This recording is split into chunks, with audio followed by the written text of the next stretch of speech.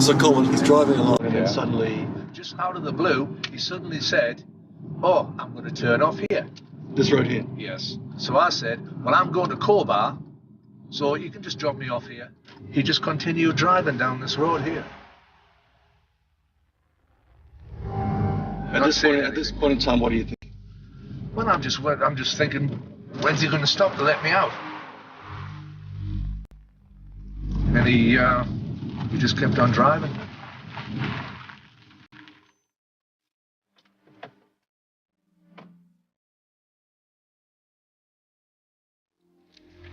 This is a map I had at the time. So what does it show us? So it was here in Blackheath, where he picked me up hitchhiking about 9:30 in the morning on the Tuesday morning. And you haven't been back at the spot in all these years? No, I haven't. It'll be about 37 years. 37 years. All right. The man who picked you up that day, was this him? That was him. That was definitely the creep who picked me up, but he wasn't smiling.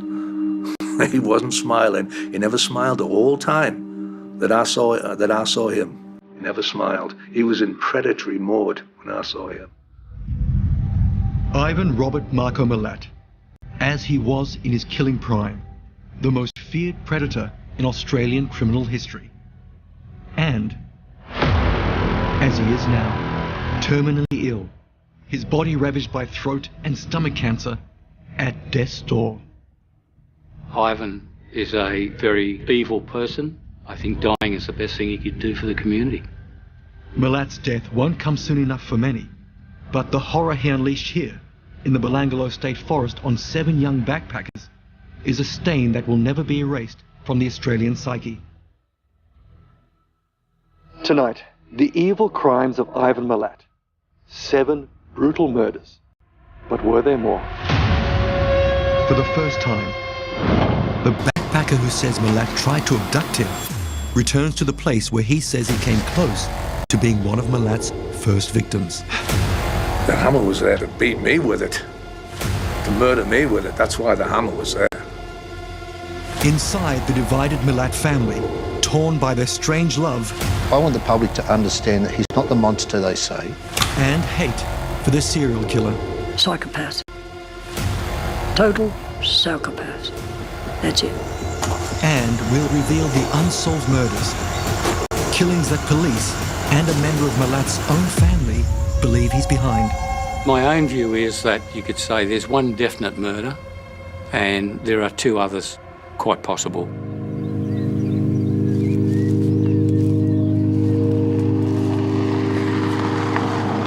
Former Police Superintendent Clive Small has been intimately involved in some of the biggest investigations in the country.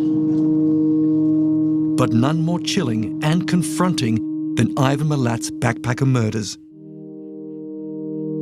There are the names of the 7 backpackers. Yes. What do you feel when you hear the spot? Well, I think it's a terrible part of our history. We have to remember it, and that, being blunt, Ivan Milat was a terrible person, still is.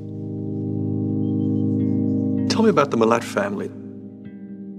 The Milat family is a quite unusual family. Ivan's father was a Croatian, wasn't here that long before he met his wife. They married a couple of years later.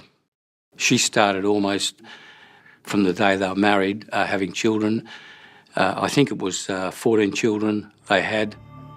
Ivan Milat's my brother, my younger brother. What's it like carrying the Milat name? Bad. Bad, bad, bad.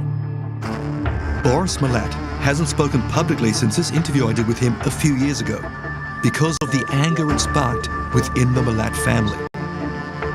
They didn't want you to do this interview, did they? Definitely did not want me to do this interview. Much of our conversation has never been broadcast until now. What was life like back then for Ivan and for you? It was just out of control. He was out of control. Smart ass running around, out of control. Going out, getting into trouble with, different guys and girls and things. You talked before about Ivan having a cruel streak about him.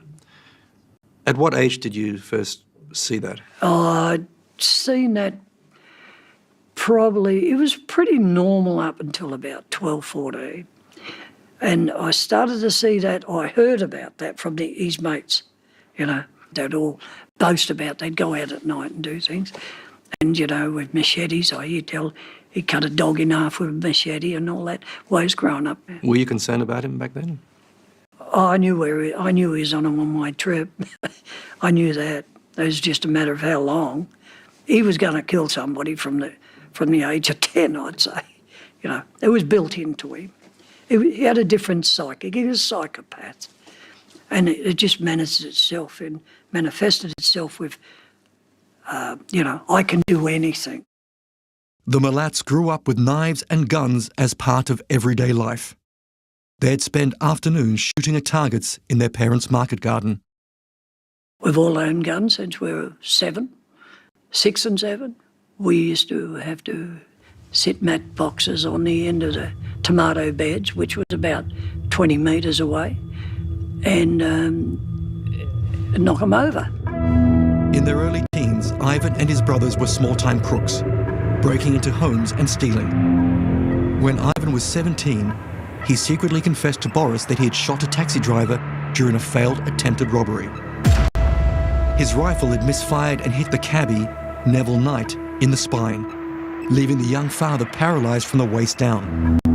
The bloke straight away knew he had lost everything in his bottom end, you know, his legs, feelings. He knew it went through his back. He knew he was... Ivan had paralysed him. Ivan paralysed him, yeah. Milat fled, and soon after, an innocent man was wrongly convicted and served 5 years for the shooting. He said they're blaming someone else. He said, which is good. But I didn't think it was good. But I didn't want to see him go to jail either. You know, I didn't want to see him harmed either, even though, because at that stage he really hadn't proved his worth, you know what I mean? And he was your little brother. He was my little brother. He hadn't gone on to bigger things. Milat's bigger crimes would begin soon enough. In 1992 and 1993, the bodies of 5 women and 2 men, all backpackers, were found here in the Belanglo State Forest. The crime scenes themselves were little clearings in a very dense forest, as you can see from around here. He didn't try to hide the bodies. No, he didn't try. They were in small areas that were clear. The bodies were left there on the basis, I believe, of he believed no one else would see them anyway. He chose his victims a certain type of victim. They were between 19 and 22. They were backpackers, they're people who could disappear quite easily. He was picking up backpackers because they'd have no friends there. There'd be very few people that would have seen them. Being backpackers, they were sort of isolated from other members of their family, and that, in effect, would give Ivan more protection and less likelihood of detection. British tourists Caroline Clark and Joanne Walters were the first to be discovered. Joanne had been stabbed 21 times in the back and 14 in the chest. Caroline had been shot 10 times in the head.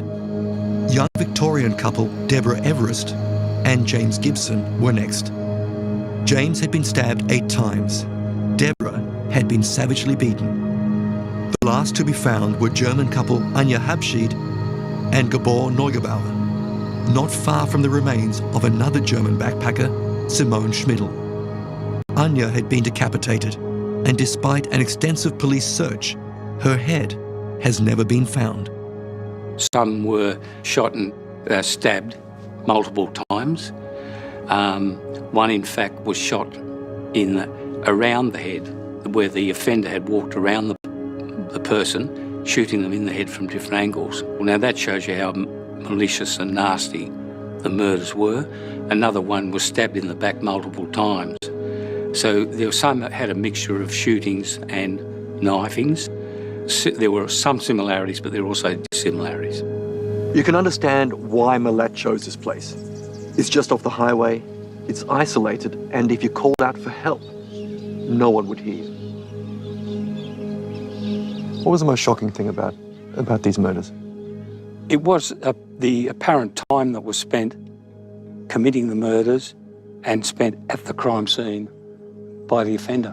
He was trying to drag out their deaths. The deaths were being dragged out, and the fact that there were a number of deaths also shows that he was becoming more and more committed to the murders. It was sadistic, so sadistic. And to the way in which they were killed that was being prolonged. To what end? Why would he want to do that? I think it was just the comfort he was getting himself out of carrying out the murders. Sadistic satisfaction. Sadistic satisfaction. The more it took, the more that was involved, the more time he spent there, became a greater pleasure. There was evidence in the Belanglo State Forest that would help police better understand the deranged killer they were chasing. Soon enough, they'd have a prime suspect.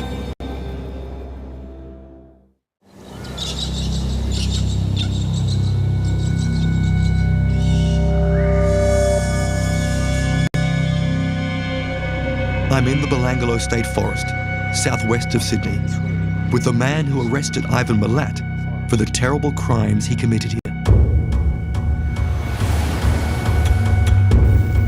The bodies of 7 backpackers, 5 women and 2 men, were found in the forest in 1992 and 1993.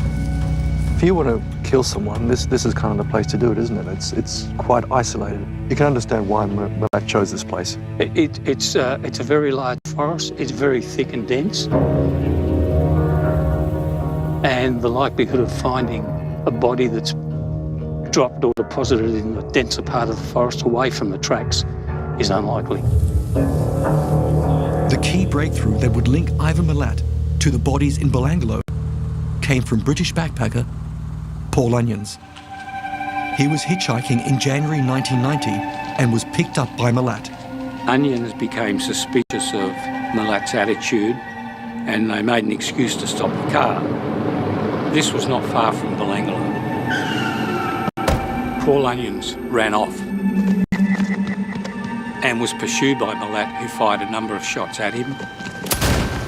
A car coming up the highway pulled over and gave Paul Onions to get in, because the driver had seen him running up the road, waving his hands and yelling. Based on Onions alone, there was enough there to arrest Milat for the attempted murder of Onions, even if, at worst, we couldn't link it to the other backpackers. So it was worth going in. On May 22nd, 1994, simultaneous raids were launched on 7 Milat family properties. Ivan's home was like a gold mine. There was money and camping equipment belonging to the murdered backpackers, along with photos of Ivan and his girlfriend. And there was a photograph of her on the wall in one of the rooms wearing a top. The top belonged to one of the murdered backpackers. There was some rope and some plastic ties that had been similar to those used in the abduction and murder of the backpackers. But it always seemed that Ivan had no intention of hiding the equipment.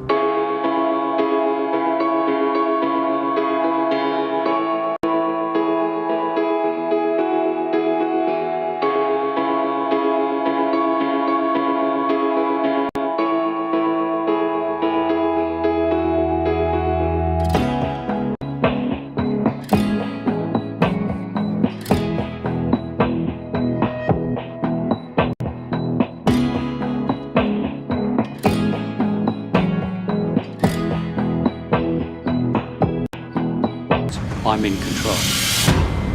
During the raids, police also found one of the weapons Ivan used to kill the backpackers, a rifle hidden inside a wall. Milat was arrested and taken in for questioning. When was the first time you laid eyes on Ivan Milat? The first time I actually saw him was on the day of his arrest in 1994. I had seen pictures of him and that before that, because he had been under surveillance for some time. At that moment, face-to-face, man-to-man, did he look to you like someone capable of carrying out those murders? He looked as though he was was an unusual personality. He believe that he was in control at all stages. Even during his arrest? Even during his arrest. After a 15-week trial, Milat was found guilty and jailed for 7 consecutive life sentences, one for each of the backpackers he killed. But then, and now, Milat maintains he never killed anyone. Do you believe Ivan did all those murders alone? My belief is yes. If he did act alone, do you think there were people who may have known what he'd done? Yes. Ivan's mother used to visit him regularly. Not long before she died, she was asked by one of her sons about Ivan, and she told him that Ivan had confessed to the murders to her. And you believe that? Yes. Why would Ivan have told her? She had been visiting him at the jail and basically had asked him a number of times about this, but had basically put to him, "Tell me the truth before I die." How did it affect her? Do you know? Well, the part that is interesting is that even after she had been told this and told a member of the family this, she still proclaimed his innocence. It says a lot about the Milats, doesn't it? It does. Not all of the Milats, but a number of them, yes. The Milats are a family deeply divided over Ivan's guilt. On one side, his older brother Boris. How would you describe Ivan? Psychopath. Total psychopath. That's it. Yeah, total psychopath. On the other side, Milat's nephew, Alistair Shipsey. He's always been a tower of strength to the family, an inspiration to all of us. He's always been happy. He's good-hearted. He's been the first one to help everybody and look after things. Is he a murderer? No, not a chance. Alistair's complete denial of his uncle's crimes is the view held by many in the Milat family. He even claims to have Ivan's blessing to talk to us. Ivan's given you permission to talk to us? Yes. Yeah. Why you? Well, I want to get it out there so the public can see he's been vilified. He's not the monster that they say, because all the media's done in the past is portrayed him as a villain. Who is he? Ivan's a good soul who's been framed. Alistair has been one of Ivan's most prolific pen pals. He has piles of letters. Most are Ivan protesting his conviction. He says, the highest judge in New South Wales Supreme Court Judiciary attempting to cover up a miscarriage of justice. In a recent letter to his nephew, Ivan Milat signs his name. My regards to all. Love, Ivan. Innocent. Ivan, innocent. You've been writing letters for a number of years. Yeah, he was my favourite uncle. I always looked up to him. And I've been writing to him all the way. Hello, Alistair. I continue with further details and observation of my case. A statement of innocence and injustice. On the 27th... In the letters, Ivan claims he is a victim of a huge conspiracy. What an incompetent moron the judge was. The family blames Clive Small for setting Ivan up. The appeal and review courts cover it up, protect their system. By Ivan, innocent. Framed by Clive Small. So you think Ivan was stitched up? 100%. There's no doubt about it. They've done a good job vilifying him to the public, but they left 90% of the evidence out. They only told the public what they wanted them to know. Who's they? The system, we could say. So who was involved in this? If Ivan was framed, who did it? It must be the government, because when the Olympic board rang up and said, how do we know it's a safe place in Australia with these murders in the forest? Well, all they thought about was billions of dollars and millions of tourists. They couldn't afford to miss out on that. How much support does Ivan have? I got thousands of people wanting to have a retrial. There's only one person that has a problem with him in the family, or two. You know, Boris is the main one, but we all know why. Because Ivan had an affair with his wife and he's been upset about it. Boris Milat was very upset over Ivan's affair with his wife Marilyn. The 11-year illicit relationship led to the birth of a daughter, Lenice. Boris says he came close to shooting his brother over the affair. I had him in me sights. The gun was fully loaded, and I got it up there and ready to let go. I was ready to let go. I was ready to. But every time I went to fire on the mongrel, Mum would walk in front of it.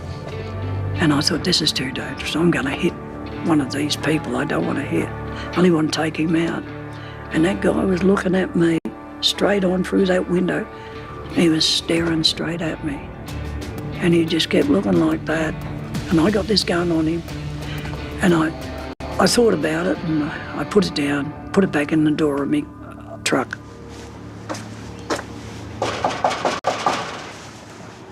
Lanice may be Milat's only child. She's now in her 50s and lives north of Sydney. Hello. Is that Lanice? No, I'm here, mate. What do you want? Oh, Lanice declined our request for an interview. I'm just wondering if we could talk to you about your dad. Not really. I've had my say. I don't know. They're going to listen about that or not. I don't know. But anyway, mate, I can't help you with that. Is there anything you want people to know? No. As far as I'm concerned, he's dead and buried long ago. He's finished. This isn't about Ivan. This is about the truth. It's not about Ivan. The trouble is here, I have relatives that I might sound like I'm vexatious against them, but it's not really. It's just that I find they're a gutless lot because they just will not speak the truth.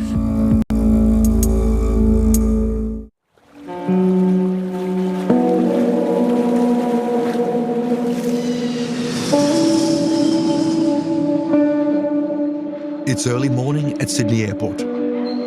Colin, How you doing? welcome to Australia, mate. Alrighty. It's been a while since you've been back. Yes, 37 years, I think it would be. Colin Powers has made the long journey from Newcastle in the UK to relive what he says was a terrifying encounter that happened nearly 40 years ago. How are you feeling? Mixed emotions, like an old soldier come back to a battlefield that he almost lost his life. Colin was last here in 1982. Then he was a 21-year-old backpacker who planned to spend a year travelling and working around Australia. Why Australia? Well, it's one of the great romantic destinations, it's just adventure, really. Colin would go on to have an adventure he would never forget. But it didn't begin the way he'd planned. Can't believe you kept the map after all these years. Yeah, I found it in a cupboard stored away. This is a map I had at the time. He spent 2 nights in the Blue Mountains west of Sydney before hitchhiking inland. Which way did you go? This way here, through Lithgow to Bathurst. He wanted a ride to the town of Cobar near Dubbo, where he'd been told there was work in the mines. It took me about maybe 20 minutes, 30 minutes, and finally somebody stopped. It was a pickup truck. I got my backpack off and I went to throw it in the tray. And when I did that, a fella said, "No, mate, don't do that. Put it here in the cab. It's a lot safer." And there was nothing else in the back of that truck except one large hammer that was right in the corner of the truck. Okay.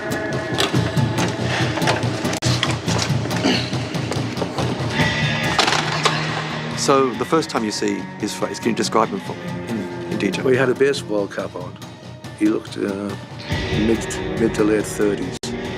He had like a faint moustache, a few days growth beard, and he had work boots on. The man who picked you up that morning, was this him? That was him with a baseball cap on. That was definitely the creep who picked me up, but he wasn't smiling. He was shorter than I am, kind of muscular, but he never said hello. He just said, "Put your seatbelt on, mate." So I put my seatbelt on. And then he said, and he reached over and he pointed and he said, "Put that button down." And I looked at him. It's like, why would I put the button down? Why would you say that to anybody over 10 years old? And I looked at him in a quizzical way and he said, "We don't want you to fall out, mate." So I wanted to ride. So he told you to lock the door? Yeah. So anyway, I did it, and the first thing he said to me was, "How long have you been in Australia?" He said, "Who knows you're here?" And I said, "Well, I've only been here 2 days, and I don't know anybody here." And with that, he went into a kind of trance right away. He went into a trance, deep into thought. He wasn't speaking. Colin says Milat remained silent until he took a a sudden left turn for no apparent reason. Even though it was nearly 40 years ago, Colin says the ordeal was so vivid, he remembers the road they turned down. Suddenly, out of the blue, he just said, I'm turning off here. And I said, I'm going to go to Cobar, so just drop me off right here. But instead of dropping me off, he continued driving down here for about 500 yards before he finally stopped, claiming that it wasn't safe to stop and at the same time looking in the mirror.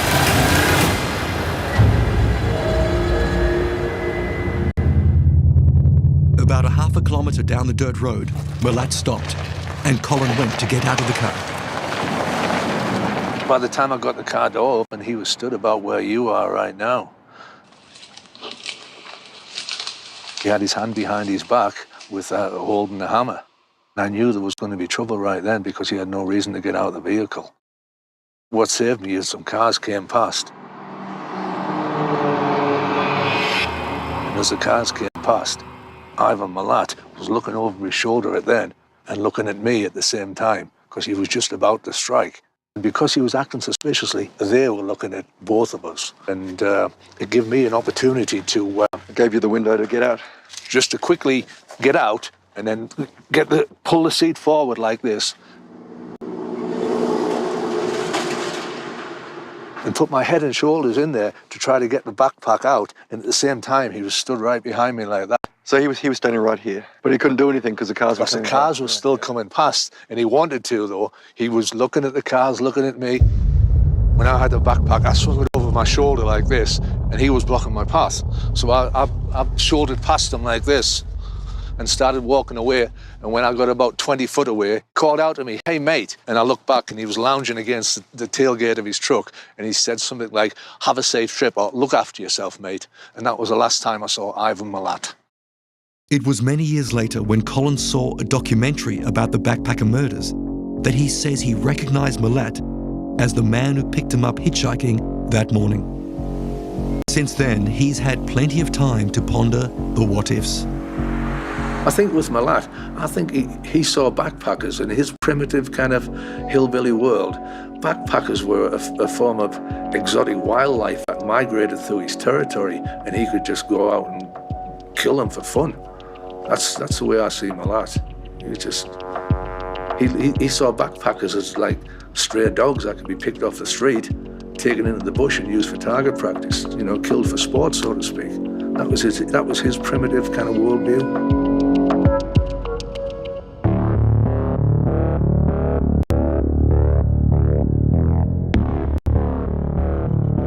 Backpacker Colin Powers claims that in January 1982, he was picked up hitchhiking in the Blue Mountains by a man he's identified as Ivan Milat. He says Milat came at him with a hammer, but a passing car gave him the opportunity to escape. No, I thought it was robbery. I thought it was attempted robbery. That's what I was sure of. Did you go to the police? No, because there was nothing to report. He never laid a hand on me. He never robbed me. He didn't run away with my backpack.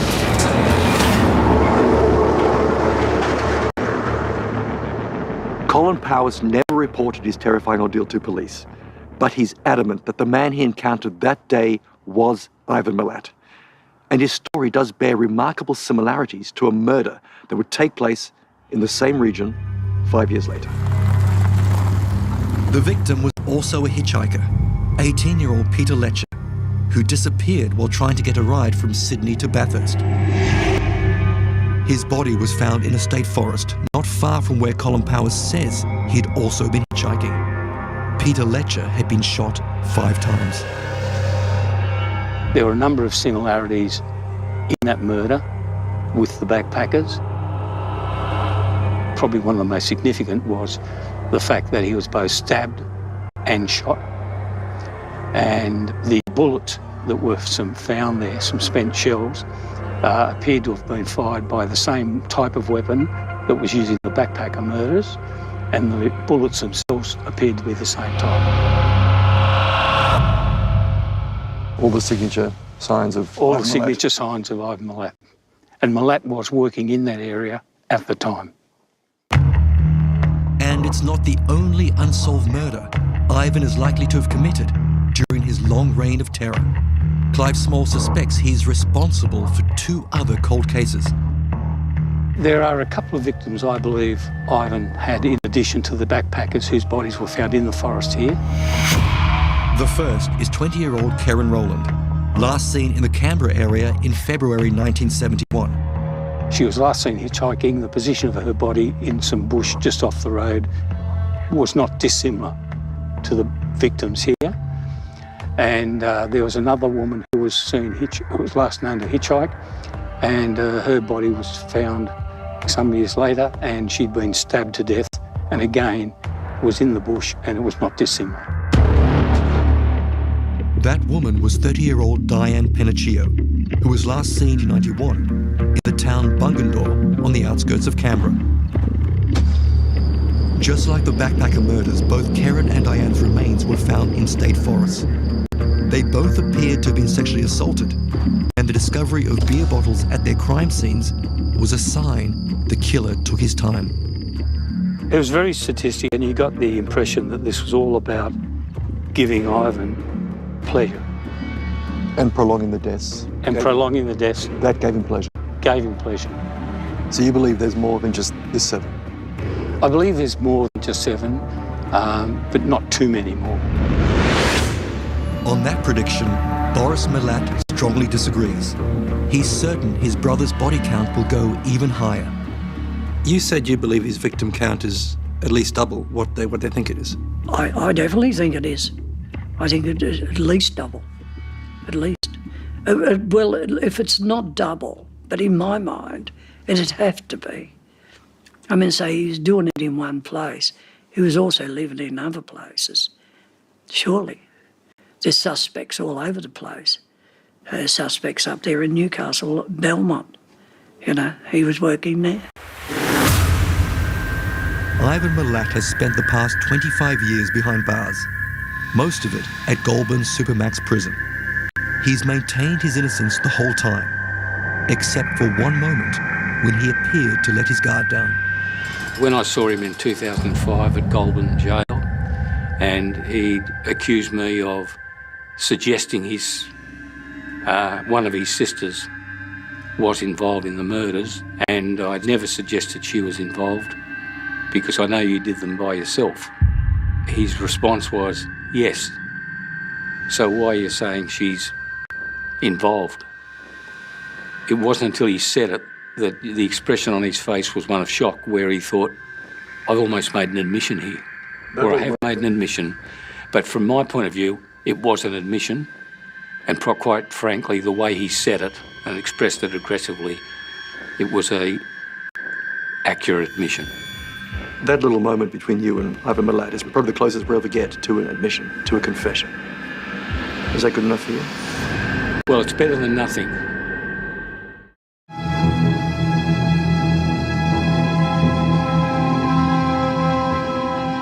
Under heavy police guard, Ivan Milat left the Goulburn Supermax jail last month to undergo tests and treatment at a Sydney hospital.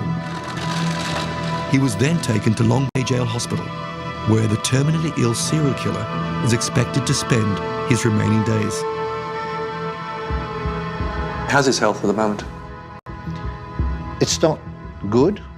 He will die eventually, and then he'll be out of pain, it'll all be over. Is he in pain at the moment? I guess you would be with... What's he got? He's got a tumour in his throat and one in his stomach. When Ivan dies, does he have any requests? No. For his funeral? Or any last words? No. No. If anything, I'd rather have him cremated so we can put his ashes in a nice place.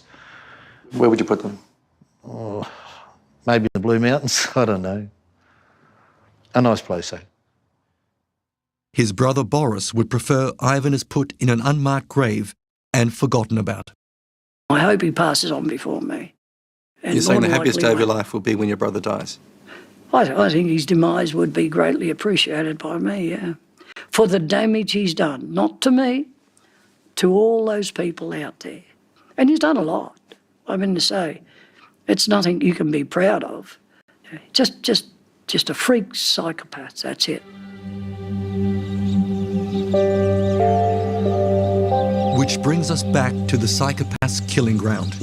Here in the Belangolo State Forest, the man responsible for locking up the most terrifying serial killer of our time has a final message. Ivan Milat, this is your last chance. If you had one shred of decency in you, you would admit to the murders and other crimes you've committed before you go. You would give some comfort or some satisfaction to the families of the victims who you have killed. Now is the time to admit to everything. Ivan, this is your last chance.